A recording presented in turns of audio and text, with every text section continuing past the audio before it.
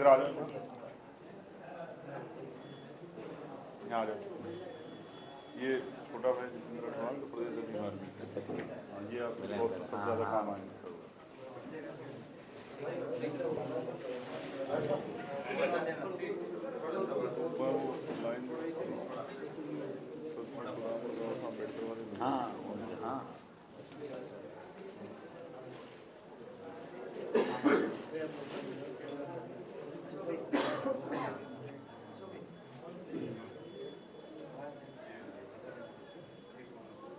जगदीश जी आपके आगे अगली तरफ जो खड़े हैं। जगदीश जी का स्पेशल छोला ही है। पहले बीएस में बहुत दिन काम किया ना जानता हूँ मैं बहुत नहीं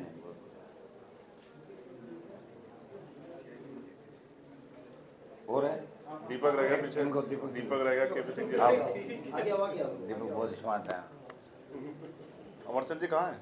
अच्छा कैसे खड़े हो पीछे भाई? अमरचंद जी डिसिप्लिन कमेटी का है। ये हम सबके ऊपर है। सबसे जरूरी है। हो गया।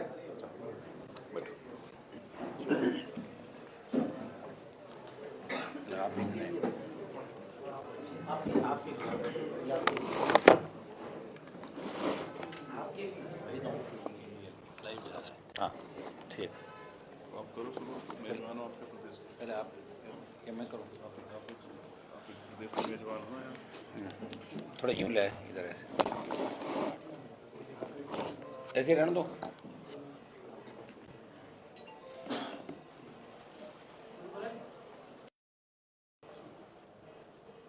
सबसे पहले तो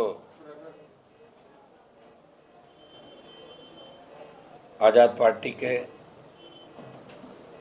हमारे चीफ भाई चंद्रशेखर जी ने जो आज राजस्थान प्रदेश के अंदर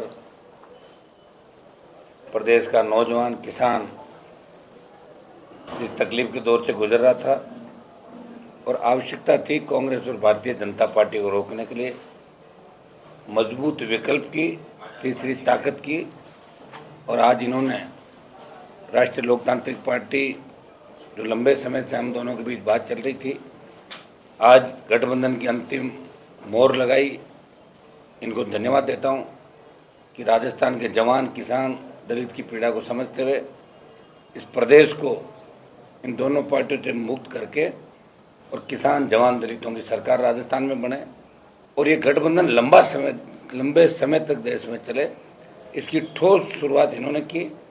और मैंने इनसे आग्रह किया कि आप स्वयं यहाँ आरएलपी कार्यालय आके और जवानों को संबल दें और समर्थन की घोषणा करें। मैं इनको धन्यवाद देता हूँ और हम मिलके राजस्थान में चुनाव लड़ेंगे और मजबूती से राजस्थान का जवान इस बार, जिस तरह पिछली बार 80 लाख वोट कांग्रेस बीजेपी के खिलाफ राजस्थान के अंदर आए थे, जिस तरह का माहौल राजस्थान में रहा, भ्रष्टाचार, पेपर लीक की घटनाएं थे, बजरी माफिया का आतंक, दलितों पर अत्याचार, किसान आत्महत्याएं, नशे की बढ़ती प्रवृत्ति, इस सब में कहीं न कहीं राजस्थान का युवा और किसान बदलाव की तस्वीर देखना चाहता है, उम्मीद रखता है वो। लेकिन कांग्रेस और भारतीय जनता पार्टी जो लंबे समय से शासन के अंदर है, धन बल, बाहुबल और सत्ता के बल के आधार पे वो सच्चाई को कुचलने का प्रयास कर रहे हैं। ऐसे समय में नौजवानों को संगठित होने की आवश्यकता है। नौजवान उम्मीद भी कर रहा था लंबे समय से, ये एक जो राजस्थान लंबे समय से चाह रहा था यहाँ बदलाव हो। आज बदलाव की इस कड़ी के अंदर चंद्रशेखर जी को धन्यवाद दूंगा कि इन्होंने हमारी बात को रखा, हमारे आग्रह पे गठबंधन की पहल की, और मैं इनको विश्वास दिलाता हूं कि ये जो मिलकर हम लड़ाई लड़ रहे हैं, इसके परिणाम 24 के अंदर भी अलग होंगे देश के अंदर, और 23 में राजस्थान की जंग हम मिलके जीतेंगे। इतना विश्वास आपको दिलाता हूं कि हम परिवार की तरह मिलकर राजस्थान के अंदर लड़ेंगे। धन्यवाद।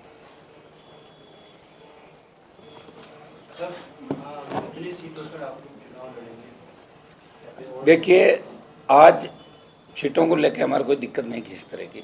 200 सीटें राजस्थान के अंदर, और हम चाहेंगे कि जीत कैसे हासिल हो, कैसे जीतें, इस पर मंथन चल रहा है। हमारी पार्टी की जो टीम है यहाँ, इनके प्रभारी सतपाल जी और पार्टी के हमारे विधायकों ने बैठ के काफ़ी इसके अंदर चर्चा भी करी, और करीब करीब सीटों में किसी तरह की हमारी दिक्कत नहीं आएगी। आजाद समाज पार्टी ने कई घोषणाएं कर चुकी है टिकटों की। उसे कोई फर्क नहीं पड़ता। पूरा हम चाहेंगे टिकटों की घोषणा जो करी उसमें कोई हमारे इतना ही टकराना है कहीं भी। हम प्रयास करेंगे कि मिलके इस बार राजस्थान के अंदर जो वोट कांग्रेस बीजेपी के खिलाफ 80 लाख वोट पिछली बार गया, तो 1.5 करोड़ से ज़्यादा बढ़ेगा। वो वोट एक जगह है, उसके अंदर भी ये भी चाहेंगे कोई अन्य दल जो कांग्रेस बीजेपी के खिलाफ हैं, वो अगर हमारे इस मोर्चे में या मुहिम में शामिल होना तो उनका भी हम स्वागत करते हैं। पहली लिस्ट कब तक आ एक लिस्ट आरएलपी पार्टी की, तो एक लिस्ट हम अभी चर्चा कर रहे हैं। एक लिस्ट में हम निकालेंगे लिस्ट, उसकी संख्या करीब 13 से 15 करीब होगी। हम दोनों बात कर रहे हैं, अभी करके उसको निकाल देंगे। उसके बाद हर दिन लिस्ट आएगी।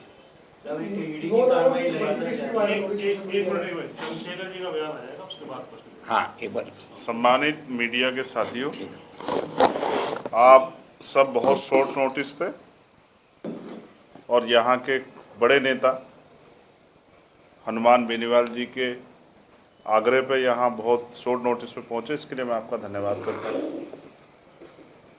ये अलायंस आज का अलायंस नहीं है, ये अलायंस बहुत दिन पहले डॉक्टर बाबा साहब अम्बेडकर सर छोटू राम जी के नेतृत्व में हुआ कि किसान, कमज़ोर, नौजवान, महिला, उनके हकों की आवाज़, उनकी लड़ाई को लड़ा जाए।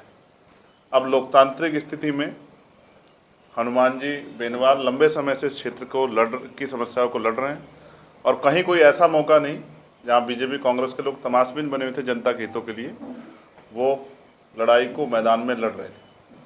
इसके लिए वो धन्यवाद के भी, और उनकी पूरी टीम, हम उनका दिल की गहराई धन्यवाद करते हैं कि वो इस लड़ाई को लड़ रहे थे। अब ये लड़ाई क्योंकि इलेक्शन का दौर आ गया और आगे बढ़े, ऐसे व्यक्ति को जो बिना स्वार्थ जनता की लड़ाई लड़ रहे थे, ऐसे लोगों को आगे बढ़ के मौका मिले नेतृत्व करने का, इसकी जिम्मेदारी भी जनता के ऊपर है।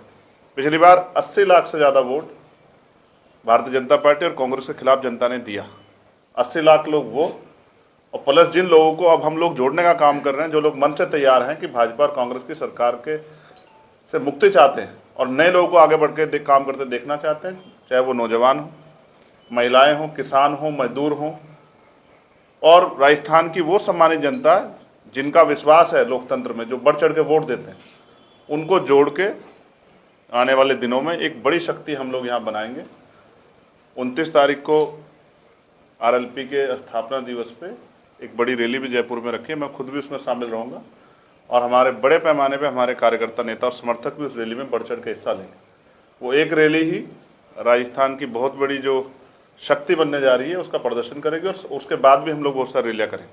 ना मैं टिकट सीटों में हमें कोई किसी तरह कॉन्फ्लिक्ट है, ना और कोई, भाई एक ही हमारी तमन्ना कि राजस्थान सुरक्षित हाथों में रहे, राजस्थान की जनता को उनके अधिकार मिले, और जो वंचित तबकों पर अन्याय अत्याचार हो रहा है, चाहे वो किसान हो, मजदूर हो, नौजवान हो, महिलाएँ हों, जो शोषण हो रहा है वो बंद हो, और वो शोषण तभी होगा जब काम लेने वाले हाथ मजबूत हों, और हनुमान जी बेनीवाल के हाथ बहुत मजबूत हैं, और हमारे साथी उनको इस लड़ाई में आगे बढ़ाने के लिए हम लोग तैयार हैं। मैं उनकी पूरी पार्टी का, उनके नेताओं का धन्यवाद करता हूं, आज़ाद समाज पार्टी के सभी नेताओं का, भीम आर्मी के सभी नेताओं का धन्यवाद करता हूं, और मुझे आशा विश्वास है कि आज से जो संदेश आपके जरिए जाएगा, कल से जो मनोबल बढ़ेगा, उसका परिवर्तन जो है वो आपको कल से दिखाई देगा। राजस्थान में बहुत सारे लोग जो आशा और उम्मीद के साथ बैठे हैं राजस्थान में परिवर्तन हो, वो इस मोर्चे को मजबूत करने के लिए अगर साथ आएंगे तो हम उनका भी स्वागत करेंगे। लेकिन ये मोर्चा एक नया इतिहास लिखेगा राजस्थान में, और किसान, कमेरों, नौजवानों को, महिलाओं को जो शोषण और परेशानियां उनके सामने हैं, वो उनसे मुक्ति मिलने का काम हम लोग करने जा रहे हैं। धन्यवाद। अब कोई सवाल हो तो बताओ। आने वाले समय में हनुमान और रावण एक साथ यहाँ पर मतलब दिखेंगे चुनाव? इस पे मुकदमा हो जाता है गलत शब्द कहने पे। तो हनुमान जी बेनीवाल खुद से इतने मजबूत हैं, जिन्होंने हमेशा साबित किया, और वो लड़ते हुए जाति धर्म नहीं देखते। इससे मैं उनकी बहुत प्रशंसा करता हूँ, और हमारे साथियों का भी ये मन था कि ये लड़ाई, अब जो लड़ाई वो अलग अलग लड़ रहे थे, अब मिल के लड़े कि वोट में बंटवारा ना हो। तो जो बटा हुआ वोट है आप देखना, वो इकट्ठा होके इस अलायंस को मिलेगा। और एक मैंने फिर कहा कि इस बार चीफ मिनिस्टर ये अलायंस ही तय करेगा और चीफ मिनिस्टर आपके बीच में बैठा हुआ है। इसका बहुत जल्द जो है जब जनता वोट करेगी आपको पता लग जाएगा। दलित वोटों पर कुछ प्रभाव पड़ेगा, हनुमान जी बेनीवाल को मिलेगा फायदा? वो उनको उनमें उम्मीद देख रहे हैं भविष्य की, आपके हिसाब से? और हम उनके साथ खड़े हैं। आपके हिसाब से यहाँ हमारे नेता हनुमान जी बेनीवाल है और हम उनके पीछे खड़े होकर यहाँ का चुनाव लड़ाएंगे और इतनी मजबूती से लड़ाएंगे कि जो लोग बहुत दिनों से उम्मीद लगाए बैठे थे कि हमें भी आगे बढ़ के कुर्सी संभालने का मौका मिले, उनकी उम्मीदों को पंख लगेंगे। आजाद पार्टी की ओर से सीएम बेनीवाल साहब को बोल रहे हैं? बहुत जल्द बता देंगे। 29 तारीख की रैली में आप लोग आना, आप सबका स्वागत है। सर गठबंधन 200 सीटों में चुनाव लड़ेगा? हाँ, 200 पे लड़ेगा। हनुमान जी, जिस तरीके से आज प्रदेश में बड़ी कार्रवाई देखने को मिली है ईडी की तरफ से, उस कार्रवाई को लेकर आप क्या कहेंगे? देखिए, ईडी की जो कार्रवाई हुई है ये उस समय होनी चाहिए जब पेपर लीक की घटना हुई। अभी कार्रवाई, और दूसरा मैं कहना चाहूँगा कि खाली कार्रवाई से नहीं होता, दो चीज़ होती है। मुख्यमंत्री बयान देते हैं जल शक्ति मंत्री के खिलाफ कि ये संजीवनी के अंदर आरोपी, सीएम खुद ही बयान देते हैं रोज, तो आरोपी तो गिरफ्तार करें, और नहीं है तो बयान नहीं दें। किसी की छवि धूमिल करना मकसद नहीं होना चाहिए। अगर प्रदेश अध्यक्ष के घर पे ईडी की कार्रवाई हुई और वो दोषी हैं तो फिर उनकी गिरफ्तारी होनी चाहिए, और दोषी ने तो ईडी माफी मांगे कि गलती हो गई, बदनामी। चुनाव के समय किसी को राइट नहीं कि एजेंसियों का दुरुपयोग करे। ये ईडी से मैं सवाल पूछ रहा हूँ कि ईडी अगर गोविंद डोटासरा दोषी है तो ईडी आने वाले 3 दिन के अंदर उनकी गिरफ्तार करे, और दोषी नहीं है तो ईडी माफी मांगे कि गलती से घर में घुस गए।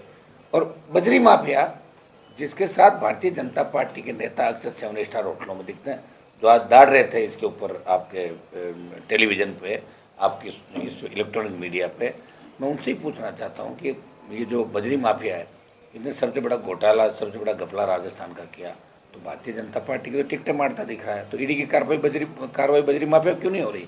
मैं लंबे समय से मांग कर रहा हूँ, 12 रैली करी मैंने राजस्थान का, तो ईडी वहाँ क्यों नहीं पहुँची?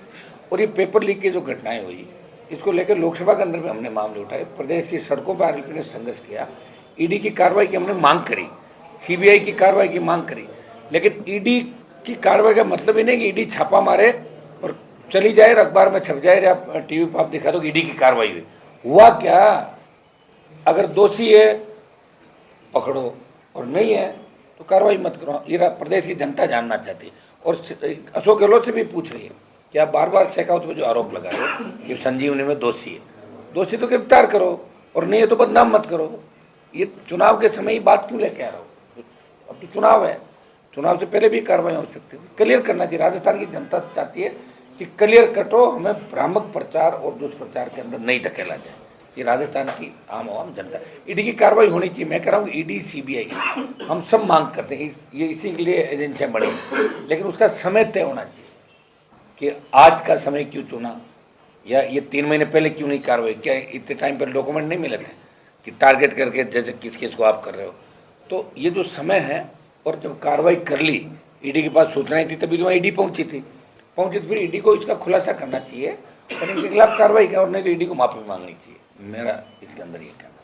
और बजरी माफिया के खिलाफ ईडी को बड़ी कार्रवाई करनी चाहिए, जो भारतीय जनता पार्टी के टिकट बांट रहा है। गठबंधन अपना मैनिफेस्टो कब तक जारी कर देगा? मैनिफेस्टो तो हम कर देंगे 29 की रैली के तुरंत बाद, 1-2 दिनों के अंदर बैठ के तय कर लें। तो हमारा मैनिफेस्टो करीब करीब एक सा ही रहेगा, गठबंधन का एक ही मैनिफेस्टो होगा। दूसरी पार्टी है जो अपना संकल्प पत्र बनाने के लिए या फिर सुझाव मांग रही है जनता से या लोगों से, लेकिन आपकी पार्टी जो नई पार्टी है, नया क्या कर रहे हो इस बार? आपकी सरकार में तो पार्टी, हम तो सारे नया ही कर रहे हैं, और कर कौन रहा नया? राजस्थान के अंदर 70 साल में किसी ने नया किया ही नहीं भाई। पहली बार ये अलायंस भी नया हुआ, देखिए आप, जवानों का और संघर्षशील 2 नेता जो देश में लड़ाई लड़ रहे हैं, प्रदेश में लड़ाई लड़ रहे हैं। पहलवान बेटियां संकट में थी, आप भी गए थे, चंद्रशेखर जी गए, मैं वहाँ गया उन बेटियों के लिए। किसानों को, किसान आंदोलन के अंदर हम दोनों थे, अग्निपथ के खिलाफ हम दोनों थे। प्रदेश की कई ऐसे दलितों पर अत्याचार हुए जहाँ आप भी आए, मैं भी गया। चाहे जालोर के अंदर मटकी का मामला हो, वहाँ ये भी गए, मैं भी गया। बहुत से किस्से हैं हमने मिलकर लड़ाई लड़ी, और निश्चित रूप से टोल मुक्त राजस्थान, मुफ्त बिजली की जो हमारी मिलकर हम सारा तय करें, जो हमारे मुद्दे हैं, जिसको लेकर आरएलपी का गठन हुआ और जिसको लेकर आज़ाद पार्टी का गठन हुआ, कि हमारे वो मुद्दे जिनको लेकर पार्टियों का गठन हुआ, वो तो रहेंगे ही रहेंगे, कि वो तो हमारे घोषणा पत्र में रहेंगे। उसके अलावा हम बैठ के पेपर लीक की घटनाएं नहीं हो, अपराध नहीं हो, बेमुक्त भ्रष्टाचार मुक्त, एसीबी को और मजबूत किया जाए, सशक्त लोकायुक्त हो। हम चाहते हैं बेमुक्त भ्रष्टाचार मुक्त राजस्थान, और वोटों का बंटवारा नहीं, और निश्चित रूप से वोट का बंटवारा इस बार नहीं होगा। कांग्रेस और भारतीय जनता पार्टी के नेताओं की जैसे ही गठबंधन का ऐलान हुआ, मुझे लग रहा है तबीयत खराब होगी राजस्थान।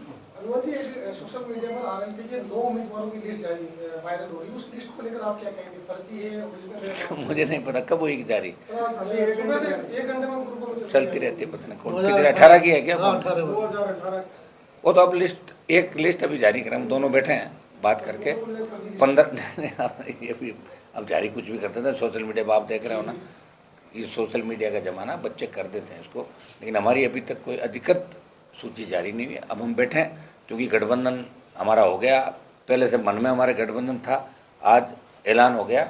एक बार बैठ कर एक सूची हम थोड़ी देर बाद जारी करेंगे और उसके बाद अगली सूची हम बैठ के कल से हमारे वापस यहाँ चर्चा करके और आगामी सूची आ जाएगी। इस गठबंधन का असर किससे जाएगा मेरे ख्याल से? सर तो राजस्थान के जवानों को जो संघर्ष कर रहे हैं, और ये जो दुआएं हम लोगों को मिली दोनों, इन पे भी हमला हुआ, बताइए। मेरे पे भी 2 बार हमले पहले हुए थे।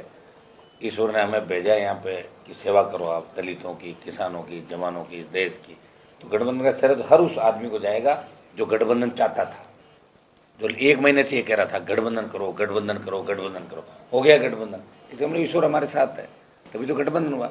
और हमारे परिवारी जी, ये सारी जो टीम बैठी है आज़ाद समाज पर, इनको और मेरी पूरी टीम और पब्लिक तो राजस्थान की चाहती थी, और उत्तर प्रदेश से हमारे पुष्पेंद्र जी, हरियाणा, तमाम जगहों पर टेलीफोन आ रहे थे कि साहब गठबंधन जल्दी करो, जल्दी करो। वो योग संयोग बैठा कि हो गया गठबंधन। मन में तो हमारे गठबंधन हो रखा था, आज इसका ऐलान होकर मैं इनको धन्यवाद दूंगा कि चला के कार्यालय पर आके बच्चों की हौसला अफजाई के लिए आए। बोले मैं वहाँ चलूँगा और राष्ट्रीय लोकतांत्रिक पार्टी का ऑफिस भी देखूँ और मजबूत से मिलकर परिवार की तरह लड़ाई लड़ाई। अगली आम आदमी पार्टी से गठबंधन के साथ चल रहे हैं? यार अब आप ये तो एक तो बात कर लो। हाँ। थैंक यू, धन्यवाद। राजस्थान के युवा निराश ना हो,